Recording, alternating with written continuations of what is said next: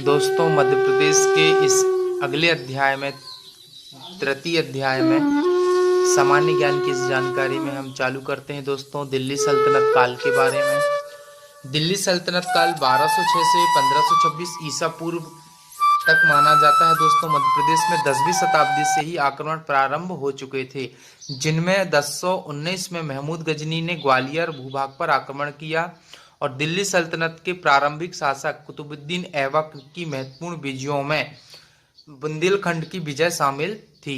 कुतुबुद्दीन ऐबक की मृत्यु के बाद प्रतिहारों ने ग्वालियर, चंदेलों ने कालिंजर व अजयगढ़ पर अपना एकाधिकार कर लिया।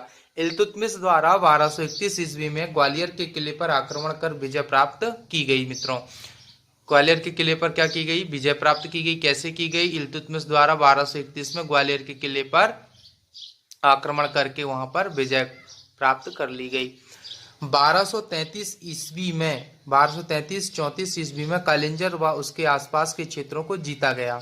1234-35 में इल्तुतमिश द्वारा मालवा पर आक्रमण किया गया, जिनमें उसने भिलसा व उज्जैन से काफी धन लूटा। कहां से लूटा मित्रों? भिलसा और उज्जैन से उन्होंने धन को लूट लिया। 1305 ईस्वी में अलाउद्दीन खिलजी ने मुल्तान के सूबेदार ऐन उल मुल्क को मालवा पर आक्रमण हेतु भेज दिया था, जिन्होंने आखिरकार वहां के राजा महल देव व उसके पुत्र को युद्ध में मारकर इस क्षेत्र पर अपना अधिकार कर लिया।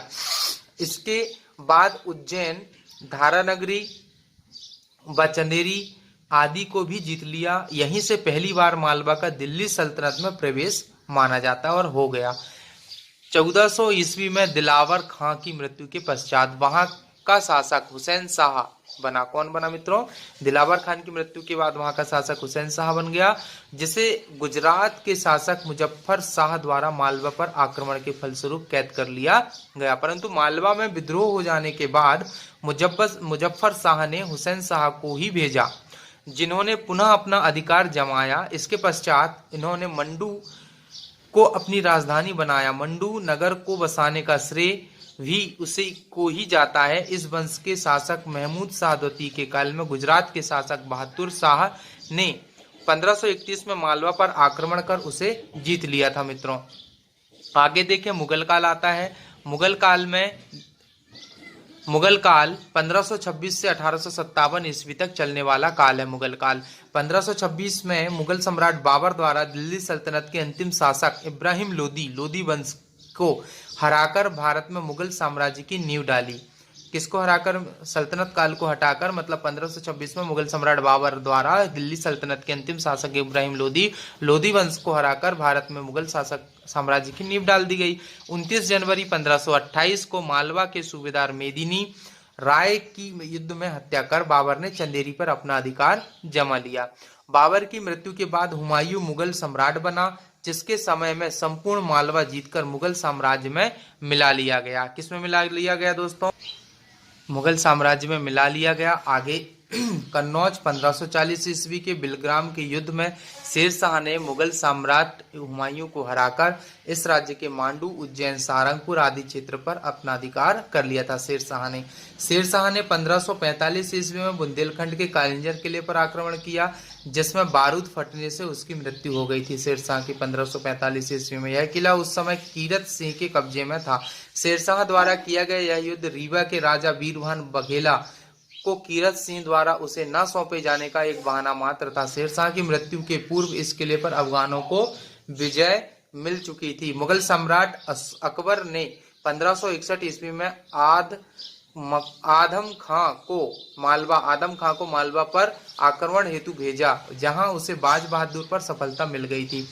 इस राज्य का गोंडवाना प्रदेश, जो रानी दुर्गावती के अधिकार क्षेत्र में था, में अकबर ने युद्ध के लिए आसफ खां के नेतृत्व में मुगल सेना को वहां पर भेजी, जिसमें मुगल सेना की विजय हुई तथा रानी दुर्गावती गोंडवाना की पराजय हो गई और उसने अपने सतीत्व की रक्षा हेतु स्वयं आत्महत्या कर ली। इसके पश्चात गोंडवाना प्रदेश मुगल साम्राज्य में चला गया। अकबर ने 1569 ईस्वी में कालिंजर के किले पर अपना अधिकार कर लिया। उस समय यह किला राजा रामचंद्र के अधीन पर था। अकबर ने स्वयं 1601 ईस्वी में असीरगढ़ के किले पर अपना अधिकार जमाया। 1617 ईस्वी में मुगल साम्राज्य जहांगीर का दक्षिणी की देखभाल हेतु स्वयं मांडू जाना तथा खुर्रम का बुरहानपुर पहुंचना राज्य की महत्ता को स्पष्ट करता है। मित्रों, आगे देखें हम इसमें औरंगजेब की धार्मिक नीति के कारण। औरंगजेब की धार्मिक नीति के कारण मालवा व बुंदेलखंड में भी विद्रोह हुए, जिनमें बुंदेलखंड का विद्रोह सफल रहा। ओरछा के राजा चंपत राय ने औरंगजेब के विरुद्ध विद्रोह का झंडा खड़ा कर 1661 ईस्वी में मुगल आधिपत्य स्वीकार करने के बजाय आत्महत्या करना उचित समझा। इसके बाद उसका पुत्र छत्रसाल मुगलों की सेना में चला गया। वह जब मुगल सेना के साथ दक्षिण की तरफ विजय अभियान हेतु गया तो उसने शिवाजी से प्रभावित होकर अपनी सेवाएं उन्हें देनी आरंभ कर दी। उसने धमानी व कालिंजर पर अपना अधिकार जमाया। शिवाजी ने बुंदेलखंड में जाकर युद्ध प्रारंभ करने की सलाह दी। इस प्रकार 1705 ईस्वी में औरंगजेब से उसे संधि करनी पड़ी, परंतु 1707 ईस्वी में औरंगजेब की मृत्यु के बाद वह बुंदेलखंड का एक स्वतंत्र शासक बन गया और उसने पेशवा बाजीराव को बुंदेलखंड का पर्याप्त बड़ा भाग जागीर के रूप में दे दिया। यहीं से प्रदेश में मराठों का प्रवेश शुरू माना जाता है। मराठा काल 1707 ईस्वी से 1818 ये बहुत महत्वपूर्ण है। 1818 मुगल सम्राट फर्रुखसियर, मुगल सम्राट कौन था मित्रों? फर्रुखसियर के विरुद्ध अपनी शक्ति को सुदृढ़ करने के लिए हुसैन अली, जो सैयद बंधु का एक भाई था, ने मराठों से सहायता लेने के लिए एक संधि की, जिसके अनुसार खानदेश व गोंडवाना, जो मराठा शासकों द्वारा जीता गया था, को साहू को सौंपे जाने की बात थी। साहू, छत्रपति साहू, जो उनको सौंपी जानी थी। यह स्थिति मराठा शासकों के लिए अत्यधिक महत्वपूर्ण व मुगल शासकों के लिए नुकसानदायक भी था। 1722 ईस्वी में बाजीराव ने मालवा पर प्रथम बार आक्रमण किया। इसके बाद 1724 ईस्वी में इस भूभाग में चौथ के लिए युद्ध हुआ। चौथ युद्ध एक महत्वपूर्ण युद्ध है जो कि 1724 में हुआ था, चौथ का युद्ध। इसके पश्चात पेशवा की तरफ से मल्हार राव होलकर, राणोजी सिंधिया व उदय पवार आदि लोगों ने मालवा की देखरेख में तीसरी बार आक्रमण किया और उसके बाद इस भूभाग पर मराठों के निरंतर आक्रमण होते रहे और 1737 ईस्वी में पेशवा बाजीराव से एक संधि करनी पड़ी, जो दुरई सराय की संधि के नाम से भी जानी जाती है। आपसे पूछा जाए कि दुरई सराय की संधि कब हुई, तो पेशवा बाजीराव द्वारा की गई 1737 में। इसके बाद चालू होता है मित्रों ब्रिटिश काल।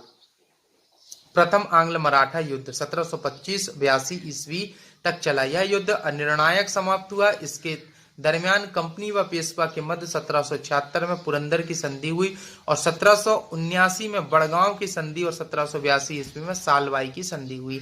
अंततः माधवराव नारायण को अंग्रेजों द्वारा पेशवा मान लिया गया और उस समय अंग्रेज गवर्नर जनरल वॉरेन हेस्टिंग था। द्वितीय आंग्ल मराठा युद्ध 1803-6 ईस्वी तक चला। इसमें अंग्रेजों का पक्ष भारी रहा और इस युद्ध के दौरान कंपनी द्वारा पेशवा से बेसिन की संधि 31/12/1802 को की गई। इसके अनुसार पेशवा के द्वारा, किसके द्वारा मित्रों?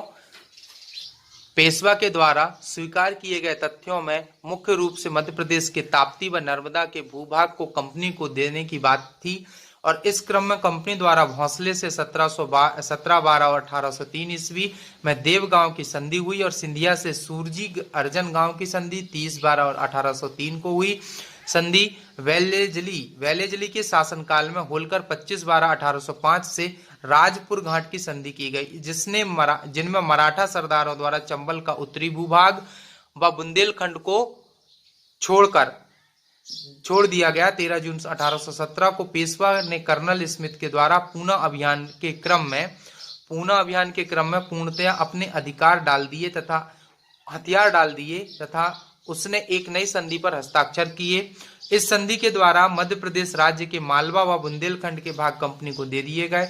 लॉर्ड हेस्टिंग्स ने सितंबर 1817 ईस्वी में एक विशाल सेना के साथ कानपुर पहुंचकर सिंधिया को संधि करने के लिए कहा गया। सिंधिया को क्या करने के लिए कहा गया मित्रों? संधि करने, जिसे उस अंततः विवश होकर स्वीकार करना पड़ा और इस संधि की मुख्य शर्तें में उसे पिंडारियों की सहायता बंद करने और उसको समाप्त करने में अंग्रेजों का साथ देना शामिल था। इसके लिए असीरगढ़ व सिंधिया के दुर्ग के भी उपयोग करने की बात कही गई थी। होलकर ने 6/1/1818 को मंदसौर की संधि से खानदेश सहित नर्मदा के तट पर समस्त क्षेत्र कंपनी को दे दिया। तृतीय आंग्ल मराठा युद्ध 1817 से 1818 ईस्वी तक चला। इसमें मराठों को पूर्णतया हार हुई और उनका संपूर्ण साम्राज्य अंग्रेजी साम्राज्य में मिला लिया गया। 1818 में पेशवा पद की समाप्ति हुई, जो कि 1818 में जो लड़ाई हुई थी, महारों ने मराठाओं को हराकर पेशवाओं का राज समाप्त किया, जो कि 28,000 पेशवाओं को 500 महाराओं ने हत्या की थी। प्रथम बुंदेला शासकों का विद्रोह 1842 में हुआ। इसके बाद 1842 में जवाहर सिंह, बुंदेला चंद्रपुर, सागर नरहुस के मधुकर शाह, ढिल्लन शाह, मदनपुर, हीरेन शाह, हीरकपुर का विद्रोह हुआ मित्रों। और 1857 का स्वतंत्रता संग्राम व मध्य प्रदेश के संदर्भ में इसको हम देखने का काम करेंगे। मित्रों, हमारे चैनल को लाइक करें, शेयर करें, सब्सक्राइब करें और अंत में आपके अंदर बैठे परमात्मा को प्रणाम करता हूं। मेरा प्रणाम स्वीकार करें। धन्यवाद।